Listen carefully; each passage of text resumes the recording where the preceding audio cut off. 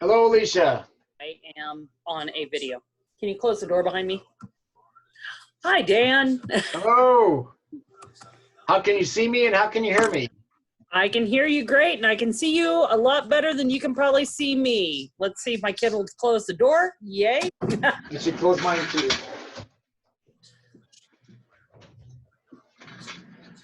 I think that I may be able to share the screen here from my side. Can I go ahead and try that real quick? Yeah, you can try it. Let's do, because if I can, then I don't have, then it'll save our communication. Okay, let's see here. Do you see it there? Yes. Yeah, Okay, I can. and then I can make it larger. Now, what do you see there? I see the grain market, but then I see your next slide over here right beside where our faces are. Now you see just one, right? Yes, now I see just one. Yeah, there's a setting up there where you can, I've got a couple screens I can make it do the one. So good, I've got control then. Awesome. We will pause recording in between the programs so that we can upload them a little bit easier, maybe even get them on agmanager.info to be able to have just quick little programs for them to be able to share with the entire state. So with that, Dan, I am going to stop my video just so I'm not so distracting, but I will be in and out with whatever you need. Well, and when I see your video come back on, I'll know I've got about 30 seconds or a minute left. So that'd be good. Well, I appreciate the chance to speak with you. Again, I'm Dan O'Brien. I'm an Extension Ag economist with Kansas State University. And in what we're going to talk about today, I want to talk first about the general markets and some of the overall economic factors affecting, well, ag commodities, the grains in particular. First off, for about a 5-minute segment, 5 or 6. And then we'll go and we'll talk about corn, and shortly after that, grain sorghum. So that'll be segments 2 and 3. Segment 4 will be, I think it's wheat, and then we'll finish up with soybeans. So let's start right in. The closes on the markets yesterday on a report day were really kind of they were unexpected. The USDA numbers came in for ending stocks for all of our major commodities came in on the higher side. Again, there's some demand issues that we'll talk about as we go through this. But it turned out that there was some export news, some other developments around in terms of the crop producing areas, crop exporting areas around the world that led to the corn market, which had negative news in the supply-demand balance sheet, actually closing a little bit higher. Soybeans closing up about 9 cents, and wheat closing up 14. Part of what wheat's closing up higher were literally rumors, probably more than rumors, concerns about what cold weather could do to the hard red winter wheat crop coming on. I would say on this first page, we've got some things that have sure changed. When you look at that futures and cash price ratios on April 9th, and right below that set of futures and their closes, you can see that under current crop 2019-20 and next crop 2021, you can see that the soybean to corn price ratios are now 2.59, 2.6, thereabouts, 2.5, 2.6, and normally when you see a ratio of 2.3, 2.4, thereabouts, you're really favoring soybeans. So probably it's the line to pay attention to is that second line, new crop, November beans versus D's corn, and a 2.5 ratio of those prices, those new crop futures. The USDA, when they came out with their planting intentions report, had showed 97 million acres of corn, I think about 84, 85 of soybeans. We'll talk about that. And but boy, a lot has happened since those surveys were done the first 2 weeks in March. So if we do see the USDA, well, if the U.S. corn acres and soybean acres start to trade places, corn down, soybean up, probably have a lot to do with this type of a ratio and farmers' expectations in regard to that. You might note also the hard red winter wheat to corn ratios. We are just not going to feed a lot of hard red winter wheat given cash prices and futures for wheat being so much stronger than for corn. Note also that last line, sorghum to corn ratio. We have been bouncing along for a good long time of sorghum being about 88, 89, 90% of corn. Well, now this, with the newfound export strength for grain sorghum, the relative price of sorghum to corn has crept up. If you really see sorghum exports start to grow, again, we could get back to the days before the U.S.-China trade conflict when gee whiz, we saw corn and sorghum about par when it was driven by exports. Okay, there we go. And I just want to quickly show you a few things. We are in ag, we're affected by the stock market. You can see the drop-off that happened. This is weekly Dow Jones Industrial Average Complex. It's an index, excuse me. And you can see the drop and then some of the recovery. The recovery was associated with actions by the U.S. government. Dollar index, this is a big deal by the U.S. government stepping in and the Fed backing up the dollar, backing up the economy. The U.S. dollar has become a safe haven for currencies around the world. Again, if we hadn't ever seen before or didn't think of how the U.S. Fed affects the whole world economy, we're just seeing it right now. So the U.S. dollar is relatively high. This is a good indicator for confidence in the U.S. economy overall, but it's a rough thing for grain export markets, especially for wheat. And we'll talk about that more. Of course, a big issue in the world has been Saudi Arabia, Russia having basically a trade war over in OPEC, with I think the unofficial unnamed target being U.S. shale production, or now North American shale production. So you've seen oil prices fall off. You'll note that we were down to 25 or so there for a while, and following that, gasoline prices fell from for unleaded gasoline CME futures contract. You see that $1.80 a gallon. It fell off to a low of about 46. So that is no small potatoes when you start talking about drops and changes in market. Now it's starting to come back a little bit. Of course, the issue that we're hit with is that this comes straight back at and hits the ethanol market. And of course, we're seeing plant closures now, all part of that. And I would say the last thing, Alicia, last slide for this part. Ag commodities have not been the only ones that have taken hits. You can see this aggregate index with energies, grains together. Generally, you saw most commodities as a group all fall off together, and the closures of the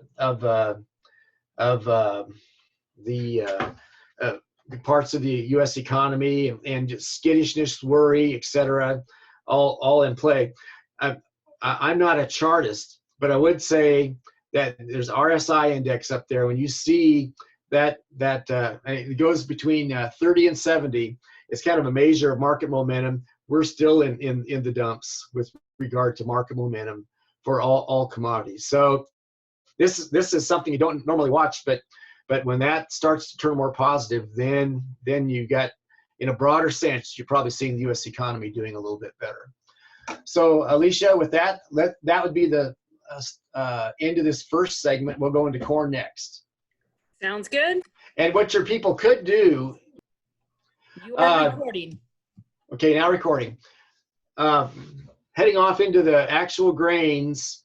All that moisture we were worried about last year, well, there's still a lot of subsoil in different places, but you look at the last 30 days of accumulated precipitation relative to normal, about the only dry place in the Corn Belt, there's a little streak through Illinois, and oh yeah, a good chunk of Kansas has got that too, up in the southeast Nebraska. So nobody's complaining really in terms of planting season, but we've had such challenging and volatile times weather-wise. That it just bears watching to see when you look on the right, see 7-day accumulated precipitation as a percent of normal. You know what? It's we haven't been getting rain yet. Mary Knapp just came in and stated this morning on radio, like through KSU Ag Today, was talking about various trends going on off into the summer for weather. So interesting it'll be good to watch this. Let's talk about corn. Key points for corn markets: ethanol corn use is at risk. Damaged U.S. economy is that the lower fuel demand and the oil price war has lowered the ethanol price. So 1-2 punch. Loss of 200 to 500 million bushels of U.S. corn use for ethanol plants. Made that statement before yesterday's report. The USDA dropped corn usage by 375 million bushels on their estimate for ethanol. That was for corn. For grain sorghum, dropped at about 25 million bushels. So they came in basically at about 400 million bushels. Now, they also raised feed use. And what's happening is if the ethanol plants aren't, if they're dropping 400 million bushels of corn usage because of closures and whatever, scale back, slowdowns, they're not pumping out DDGs.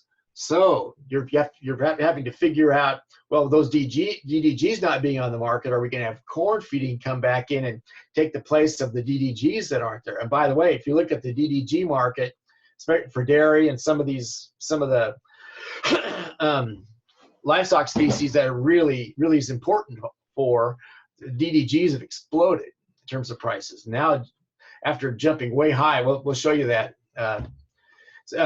2020 corn planting prospects came out end of March and said 97 million acres was the survey number based on contacting with producers first 2 weeks in March. And then all the rest of this has come into play. Pre-report, post-report, market expectations are 93 to 95. But there's a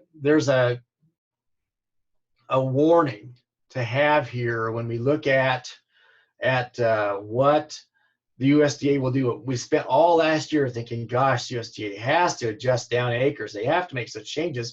Gosh, it seems to be what we see. Well, they didn't. And they kept putting off the issue. So so we'd have made money if you were a trader last year just knowing what the USDA was thinking. It may still end up, because here in the May report, they're going to actually give that number out. They're going to actually do the survey to the north. So what's my point? The point is that the USDA has shown a marked procrastination in dealing with some of these issues until they have everything exactly in hand. And that's been one of the greater sources of frustration that farmers have had this year, is that the market trades on those numbers, and the USDA has been loath to make changes to adjust them. So I'm not trying to get pitchforks going to Washington, but that's just the reality. Estimated 2020 production in stocks, if we really had 97 million acres, or thereabouts, we'd be looking at a big corn crop, 15 billion bushel plus. Ending stocks from 2 to 2.5 billion bushels, 18-20% stocks to use. And if you just look at what our price relationships are, the USDA came in and put in and forecast about 360. If you really have 18-20% stocks to use, you're probably 330, 335, 340, something like that. So I know why they did it, but because they're hesitant to upset markets, et cetera. But if we really get those bigger crops, we're probably looking at a lower corn price this fall. Now, to stay in time, I'm going to really move quickly through some charts here on corn, just to show you some highlights. And Alicia has a copy of this and can send it to you. Here's that supply-demand balance sheet that came out yesterday for corn. Again, you can see the changes. They upped feed residual. Look, you have over here on the left-hand side of what you're looking at, you have the columns named, then 2018-19 marketing year, 19-20, that's the one we're in until end of August. And then you see the changes from the March report to April. So they upped feed residual usage. Again, some of that's DDG coverage, lack thereof. They did drop ethanol 375 million bushels. Exports left unchanged. Interesting. So ending stocks out of all that up 200 million bushels.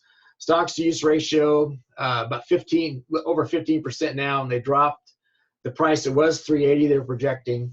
Now it's 360. And you just heard me say, if you look at historic relationships, the 15% stocks to use, who would be surprised, given the pressures we're facing, that we end up close, 10, 15, 20 cents lower than that. CME futures, you can see the drop off we've had.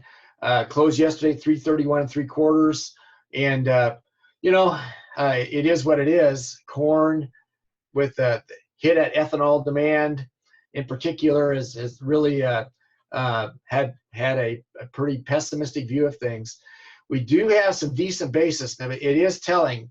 I grabbed the most consistent basis that I'd had. I looked at local sources, and they weren't bad, but they weren't as consistent. So I went to Hutchinson, where I had good daily data that I could draw these charts from. So there you go. So Hutchinson, a Cargill location, had been having, until all this hit, pretty strong ethanol, pretty strong basis, and now starting to dive off. It is interesting that in the drop off over the last several weeks, that it started to go sideways at 20 under. So something to watch. And you can see, just to show you what the prices are, central and eastern Kansas as opposed to western Kansas for corn. Top bids in either Atchison, Topeka, and they're kind of export oriented. All that much more. Topeka gets a little bit of that ethanol plant down at Garnett. Out to the west, you do get Sublet, Ulysses. Basically, those are feedlot led bids. And wanted to show you the ethanol prices. Note, we still have in Kansas a 5 cent over basis bid at the top end of our for corn. So that's a positive. That grain sorghum basis bid on the lower right side, 10 under. That's probably one of the best basis bids for grain sorghum in the United States. And we're putting them into some of our plants. On the right-hand side, look at how ethanol prices have fallen off, they're all together. And but on the lower part on the right side, see how distillers' grains have jumped. So distillers' grains have jumped, ethanol's fallen off. In the overall picture, figured in some other presentations, other analysis, ethanol plants were losing about 25 cents a gallon on average in January, February, and March, dropped down to about 43 or so cents, and they were continuing to operate at 25 loss. When there are some that when they went to 40, 50 cent loss, that triggered them. That's beyond their marginal cost, lower than that. So you're seeing closures now. And, for corn and grain sorghum exports, and Alicia, this will be the last one on this, and then I'll talk about the corn, and then we'll stop, and then we'll give you a break to switch the tape around, and then we'll talk sorghum. But to talk about corn, so this drop off in corn led to the biggest, for the week ending April 2nd, the largest week of corn exports the United States has had all marketing year for a fair while. 51 million bushels. So low prices shook the natives out, and got things coming. But what's the future of this? So look at that blue line there. Total sales through April 2nd, 1.33 billion bushels. That's 77% of the USDA's projection, 1.725, and we're about 60% of the way through the marketing year. So that's been getting better. So maybe that 50 million bushel is probably the first week for weeks and weeks and weeks that we ever got above the pace. See that line in the red, needed that we needed to meet the USDA's projection. It was, we need at least 45 million bushel a week. We finally got a week over that. So the tail to watch will be how strong we have these weekly sales or not. So Alicia, I'd say with that, do we have any questions on corn before we move on to sorghum? Not just yet, but we'll see if anybody, will give them a couple seconds to see if anybody wants to. Well, you know what? Instead of waiting, if they don't have them yet, we can always come back at the end. Okay. Let me pause it, and then we will go for the next one.